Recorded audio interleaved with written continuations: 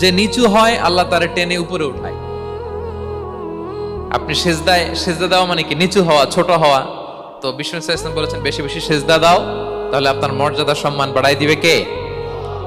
সম্মানিত ভাইয়েরা, আমরা শুধু সেজদায় যে সুবহানা রাব্বিয়াল আ'লা এটাই পড়ি, তিনবার শুধু এটাই পড়ি, কিন্তু বিষ্ণু সাল্লাল্লাহু আলাইহি ওয়াসাল্লাম সেজদায় যে আরো অনেক দোয়া পড়তেন, সেগুলো কি পড়েন আপনারা?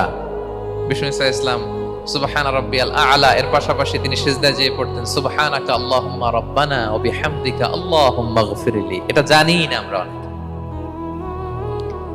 সুবহানাকা আল্লাহুম্মা রাব্বানা ওয়া বিহামদিকা আল্লাহুম্মা গফিরলি এর অর্থ হচ্ছে, হে আমার রব, আপনার পবিত্রতা ঘোষণা করছি, আপনার প্রশংসা আমরা করছি, আল্লাহ আপনি আমাকে ক্ষমা করে দেন, আল্লাহুম্মা গফিরলি। এই দোয়াটা বিষ্ণু সাল্লাল্লাহু আলাইহি ওয়াসাল্লাম পড়তেন।